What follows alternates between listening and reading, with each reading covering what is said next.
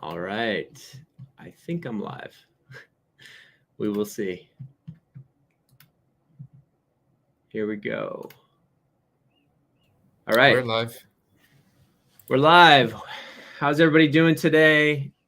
Welcome to WSO Live. I think I'm here. I think on IG Live, I'm actually, it's actually still landscape, but whatever. Hey, guys. Hey, Rare SM99, how you doing? Hey, Vladimir, how are you? Jeff says, fuck busy season. I agree. Hey, Harry. Hey, Joey. Thanks for the kind words. So yeah, I'm just trying to do these live streams. I think I'm pretty new to this stuff. I'm obviously pretty old with the gray hair, so trying to get this right is not easy for me. Hey, AJ. Intern of yours from last year, Jafar. Hi, Karen. Hey, Joshua. Hey, everybody. Hey, Pablo. I'm great. Thanks for joining, everybody. So yeah, I'd love to just open it up for any questions, anything I can do to help, whether it's about career-oriented stuff, resume stuff. The current layoffs have been crazy, all that good stuff. So like, hopefully I can be helpful to any of you that have those types of questions. Of course, this is kind of a test for me to see if this format is actually helpful to anybody. Obviously, we didn't announce it beforehand. I decided to go live and see if this would be helpful. All right, so let's start with this one. Advice for how to get into investment banking without going to a target school from Zachariah. Hey, Zachariah. So we have like unlimited amount of advice of how to get into investment banking without going to a target school. In the forums, I would highly recommend you just start reading Wall Street Oasis and going through like networking advice and the Get a Job forum specifically, because it's going to, from a non-target school, obviously it's an uphill battle. It's not easy to break into investment banking. It's super competitive. And especially, in this recession or where there's a lot of layoffs going on, it becomes even harder. So I highly recommend you developing a strategy around networking, getting organized there. Networking meaning like just trying to get on phone calls, get as many informational interviews as you can set up, and actually making that a priority rather than trying to just, become an expert at technical questions, for example. Like you're not going to, from non-target school, yes, you need to have basically all of those things tied up and actually do really well with like once you get the interviews, but you actually have to get the interviews first. And so like the first step is actually getting good at networking. And by the way, all those informational interview calls you end up doing will make you a better interviewer anyways. So it's good work. It's good work to put in anyways. So we got, here we go. Let's see what else we could do. This one, is investment banking a career only about making PowerPoints every week? If you're doing a lot of pitch decks and only pitching a lot, then yeah, I can feel that way sometimes. But no, ideally you're getting some financial modeling experience, and you're not just doing PowerPoints and aligning logos all day. People joke about that because it, actually a big part of the job can sometimes actually be a lot of PowerPoints and pitch decks and that type of stuff. So for sure, I can feel that way. We got a good group here. We got a little over 100 on Insta. Which positions should we network with? Andrea asked on IG Live. I think, honestly, a lot of people make the mistake of thinking they have to go very senior, where the analysts and the associates can actually play a huge role in terms of like who gets the interviews. So I would start out really, start off with people who go to your school, start off with people who have any sort of affinity or similarity to you in terms of clubs, in terms of all that stuff. So Manuel asked an interesting question here on LinkedIn saying, currently in a boutique IB, would love to hear your views on boutique versus bulge bracket for your CV and career. So I think it really depends on, so if you're at a boutique or you're interviewing for a boutique firm, you always want to say like a good answer of like why this firm or why this boutique. You can say, I really want to be somewhere where it's more lean, where I'm given a lot more responsibility early on, and I'm given a lot more reps to lead the model, lead the deal process. And I know that's going to happen here because the deal team is only going to be 3 or 4 people instead of 6 to 8 people. In a bulge bracket, you can talk about the reverse, where you say, it's incredible training to be here. I'm going to be surrounded by people. The deals that are in the Wall Street Journal are the ones I'm going to be working on. So that's very exciting. So it really just depends on your perspective. They both are somewhat valid. And so boutique, IB, you got to be careful. Like, is it an elite boutique, meaning there's a lot of deal flow and stuff like that? Or is it a boutique that has like low deal flow, high churn, high turnover? So obviously elite boutique is much, much better than just any sort of random boutique doing very few deals or only capital raises, for example. So I think you want to look at specific types of deals and the deal flow to determine what's better or worse for your career. And then personality. Are you more entrepreneurial? Do you like working in that smaller setting? Or do you are you looking for more of like the tried and true path of like, hey, I really want to make sure I'm positioning myself for private equity recruiting. So I really want to go to a bulge bracket, for example, because I know that's going to increase my odds of getting looks from recruiters and getting into that on-cycle PE recruiting process. PE meaning private equity, for those of you that are that don't know about that. What's up, everybody joining on IG? Hello to everybody still on LinkedIn. I think it's still working. Let's see what else we got. Harshita, let's see. Graduate student at the University of San Francisco. I did graduate in financial analysis. I'm getting an opportunity in accounts, but not finance. Will it be easy to join later in finance? Hi, Harshita. So I think it's more important to like work on skills and try to get into any sort of job where you're developing new skill sets. So, one of the things I'll say is it when you say, am I getting an opportunity in accounts, but not finance? Finance is like a huge, huge realm. I think when you say finance, you mean like financial analysis, FP&A. Yes, absolutely. I think you can get an opportunity. I think accounts is probably somewhat related. I don't know if you mean accounting. If it's more like accounts payable, accounts receivable, that type of stuff, it's going to be a little bit harder to transition over to an FP&A role. But it's nothing you can't work on if you talk to the right people, if you develop the right skill set and keep doing that.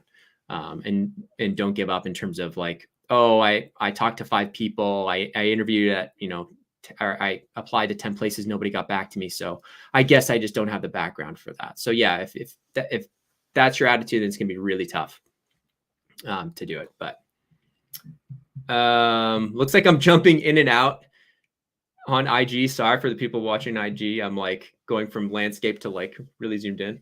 A little distracting. Sorry about that. Let's see what else we got here. Let's see. What would be a great first internship? I'll show this one for a first year student looking to break into IB. So I think for this, I think anything related to finance or financial analysis would be great. I think the Wall Street Oasis Finance Research Internship is an excellent option for you if you apply and you can get accepted there. We have an internship where our interns help us with financial research, content creation around financial topics. And basically what we do is we give away as you kind of progress through the internship, we give away a lot of our free courses, including, Excel modeling, financial statement modeling, DCF, M&A, LBO, any of those that you want, or even just the IB interview course, private equity interview course.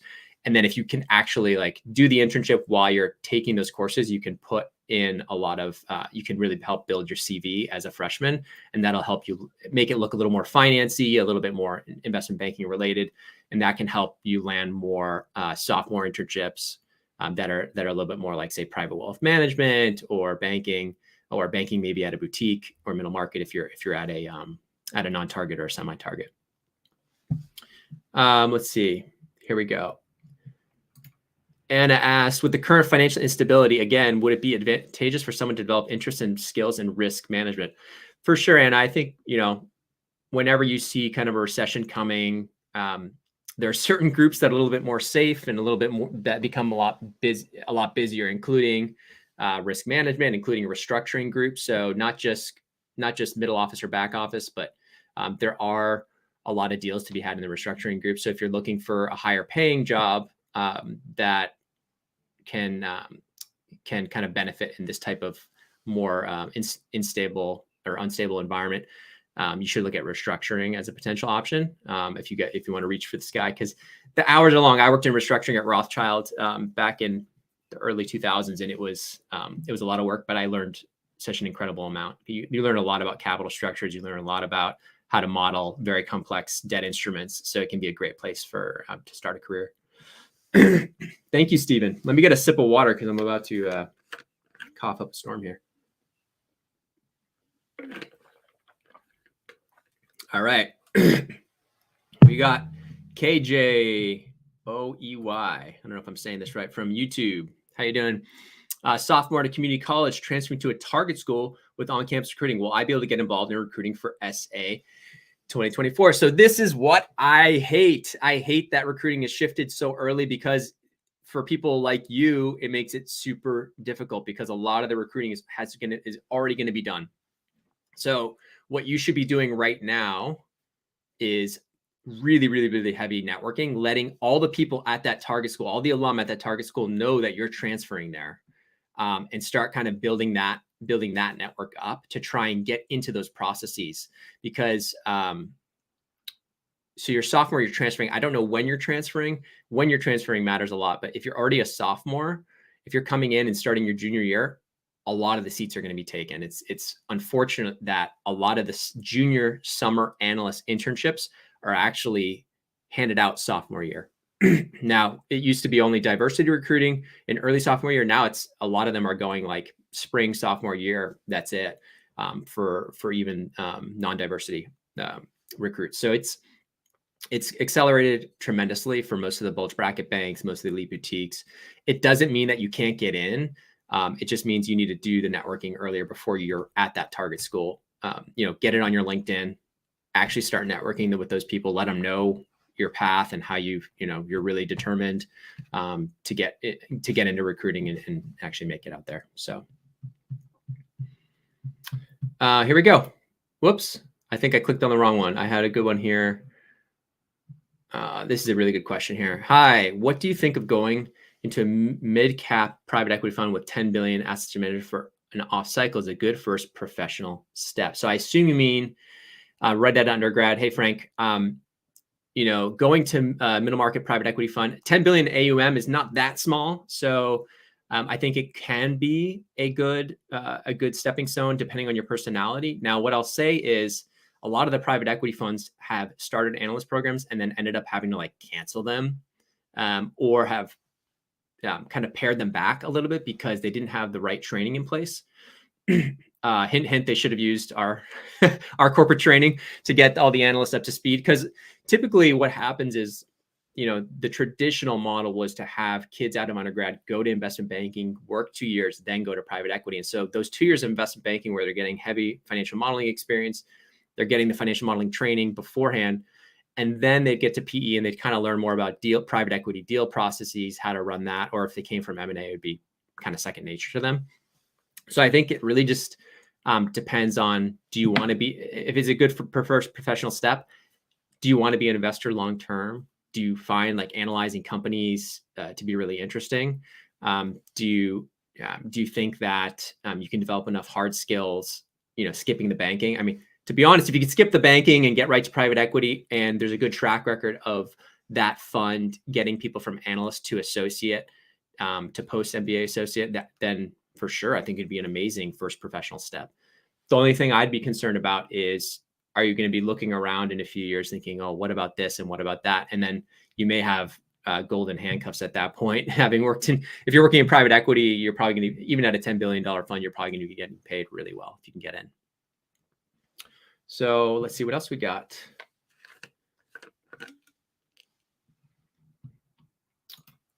So here we go. We got another question from Hayden here. How do you think the economic downturn will affect return offers for SA 23s, if at all? It's hard for me to say because I don't know how large the class sizes are. I think the return offers might suffer this summer for the simple fact that there wasn't as much known when those those offers for summer internships were given out. So I think for 2024 summer, my guess is the offer rates will stay high simply because they already knew we were going into recession. Like there was much more known as these offers are going out this spring.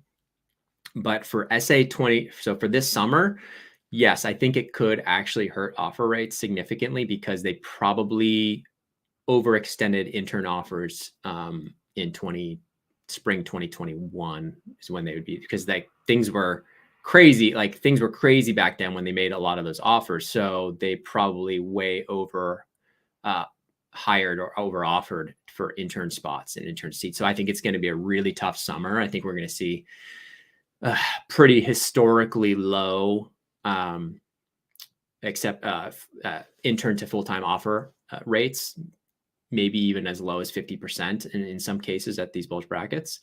Usually we're seeing 70 to 80-ish%, 60 to 80, I should say. I could see us going from 40 to 60% blended, so probably around 50% average across the street, which is pretty low. So let's see what else we got here. Let's maybe go IG. What day is it today? Is it Wednesday? Happy Wednesday, everybody.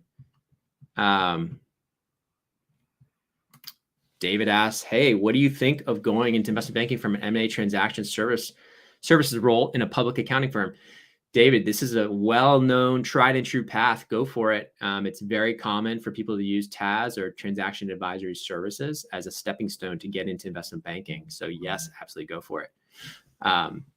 Yeah, Hayden, you got your work cut out for you for interns for your internship. If you're going summer analyst 2023, good luck. It's going to be a bloodbath out there. Here we go. We got a good question from John over in YouTube. Hi, I have a month before I get officially laid off from my middle market investment banking role. Would the following be fine to do before rejoining IB when markets get better? FP&A, investor relations, strategic finance, and corp dev. I would lean more. I would stay away from investor relations, FP&A, and lean more towards the corp dev or strategic finance.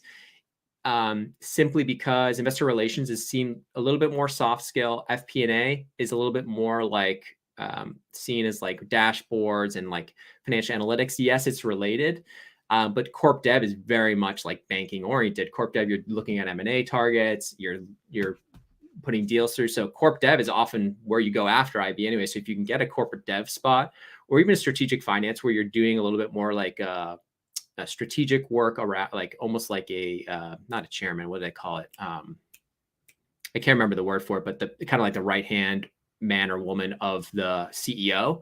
If you can do that type of role, I think it looks impressive, especially if you can get your hands dirty as an operator, kind of help them with like financial analytics, strategic analytics internally. I think that looks good as well to help you kind of get back into IB.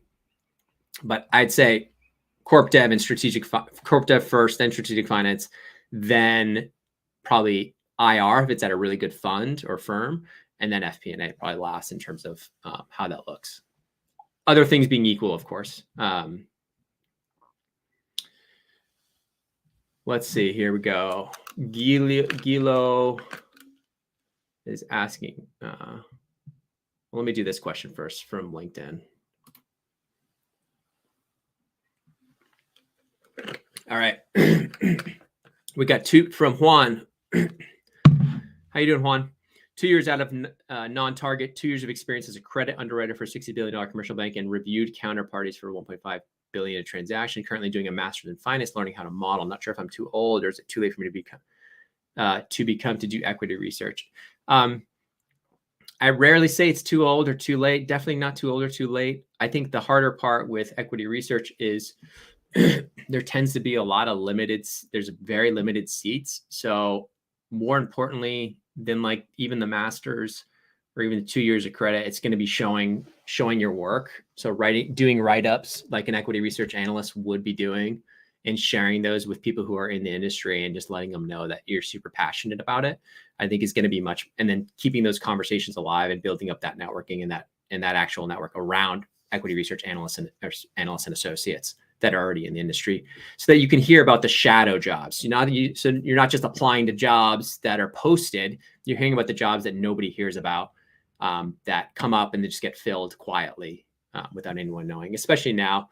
So no, you're not too old. People make transitions all the time. It's just more about showing that you have the skills to do the job, and then you know the right people to actually hear about the jobs when they actually when they show up. Here we go. I'm reading some of these questions here, seeing what might be a good one.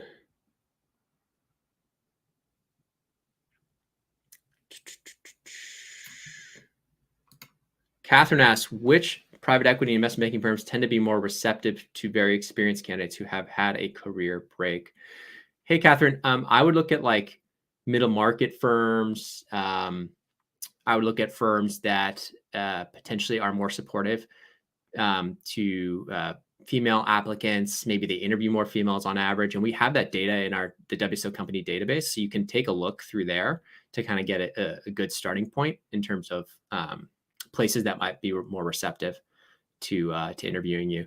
But I think if you've been out of the workforce for a while, or someone you're asking for, I think the best thing you can do is just start letting everybody and anybody know that you're looking, and then try to make sure that you have the proper skill set, or demonstrate that you're not too rusty. That would probably be the direction I go. I don't know if that's helpful. Here we go. Matt Walsh is asking, hey, Patrick, how early private equity recruiting has shifted, does the strength of the summer internship matter? I was at a middle market in public finance, but I'm not going to EB, an elite boutique, for full-time, and I'm worried I might get overlooked. Is this a valid concern? Is there anything I should be doing to mitigate? So let me get this straight. You were at a middle market. Are you talking about analyst recruiting? Or private equity associate recruiting once you start at the bank? If you're going to an elite boutique for full-time, I think you're not going to get overlooked if you're getting in front of the right recruiters at the right time. More important will be how prepped you are for private equity recruiting. Like, have you had any deals? That's the harder part, is that it's hard to talk as if you want to be a private equity investor when you've actually never done an M&A deal at your bank. You can't even talk to it as an investor would. You can't even give your opinion on whether it would be a good deal or not from the buy side. I think that's the harder part.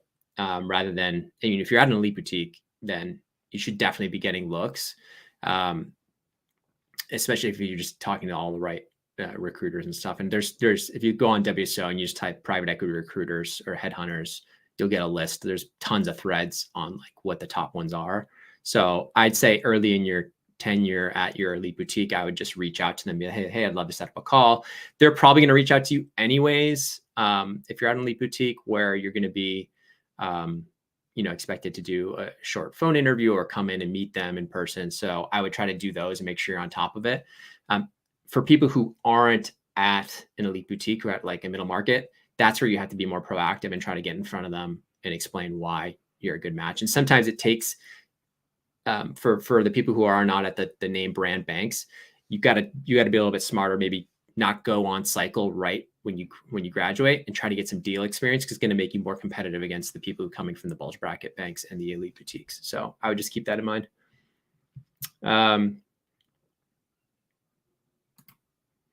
What's your opinion on the future of secondaries PE? I'm going to private capital advisory out of EB, but I wanted some color on the outlook of the sector. Hey, Priyesh, it's exploding. It's continuing to explode. So great place to be. I think it's better work-life balance too, to be honest. Yeah, I don't see it slowing down anytime soon. It gives great liquidity for some of these funds and these pensions. So there's definitely an opportunity there. I think it's really exploding. So I would definitely look into that. I got about, let's see, 10 more minutes, maybe a little bit less, 7 more minutes. Let me see if I can,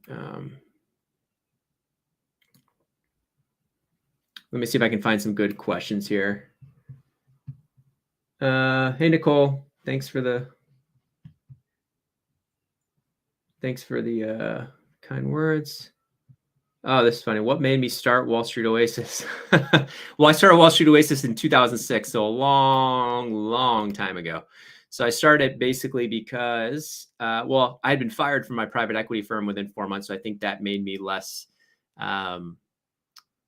gave me less security, made me feel a little bit more nervous about what I was going to do long term. And actually, then I ended up I was in private equity. I was aiming to land on my feet, find another job in private equity. But during that time, I think, reading a Forbes 30 under 30 article, which just got me thinking of like, wow, a lot of these businesses aren't anything special. Why don't I start something? And at the time I was 26 years old, and I had all I knew was really investment banking, and I'd only been in PE for 1 year. So it ended up launching as iBanking Oasis, actually, way back in the day. And yeah, launched it with a friend of mine who kind of had the dev side initially, ended up buying him, I think, a year or two because he was too busy getting his PhD. And kind of the rest is history. And it's just a slow, steady growth, bootstrapped it from the beginning. I think I started it because I realized also that I knew nothing coming out of a liberal arts background. And I assumed if I knew nothing, there was probably thousands of other kids that knew very little around not just investment banking, but what to do next. And I think that's the big thing, is a lot of people get into investment banking thinking like this is the path. And then they get there and they think, wait a second, like, I don't know if I want this long term, or where can I go? What are the next steps? And so that's what we were hoping to make, a place in Oasis where people could go work, that were working the super long hours, to get information on how to get those jobs, because I do think they provide amazing exit opportunities, but then also kind of to plan their exit and figure out what's a good fit for them. So yeah, that was it. Bye, Ganesh. Thanks for joining. Let's see here.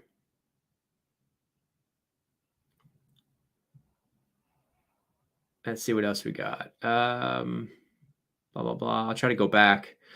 I'm looking at LinkedIn. Sorry, I'm like trying to find myself. Tell students when they come on campus, it's likely to get hired if you haven't worked on Park Avenue. Okay, I think people are just having discussion in in the actual IG chat. Let's see. I have a master's in accounting with 2 years work experience at a brokerage firm, currently pursuing a master's in finance in the UK, how to break into IB or asset management in London. It is only through summer internships.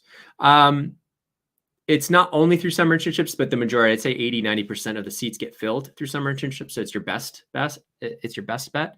That being said, I know a lot of people in the UK will often say, oh, well, the networking doesn't work. It's a much more structured process. Yes, it's structured and networking has less of an influence, but it's bullshit if someone tells you that relationships don't matter in the UK just because they have, more structured processes. It still matters. So I've done plenty of interviews and podcasts with people from the UK where they're like, I'm like, how did you do it? And they're like, well, I met this one person and voila, I got the job because they talked to this person and I got in the interview process. So it's still about who you know. Let's see what else we got here. I think I answered most of the questions that I think I could add the most value to. I have somebody asking me CMA versus CFA for investment banking. Neither. I don't think you need either. I think it's a waste of time, Ganesh. I'm trying to break into investment banking or private equity after graduating from an MBA program in 2021. Is it too late? No, it is not too late. But it depends what you've been doing since 2021 too. 2-year gap does not look good on the resume, or something completely unrelated. So it depends what you were doing prior to the MBA. It depends what you've been doing after the MBA to whether I can say that it's too late or not too late. LTRR65 on IG says, finance jobs, aren't those long hours? Yes, those are long hours for the most part, not all of them.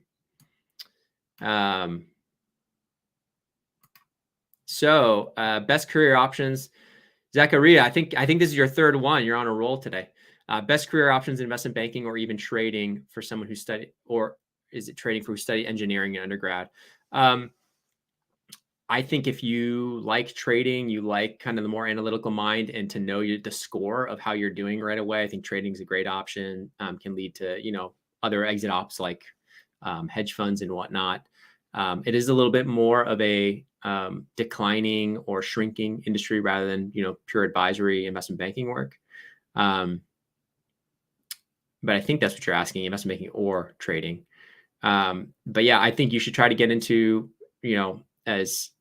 as good a firm as possible where they're going to mentor you, train you, help you develop the skills that kind of set you on a great path and kind of go from there.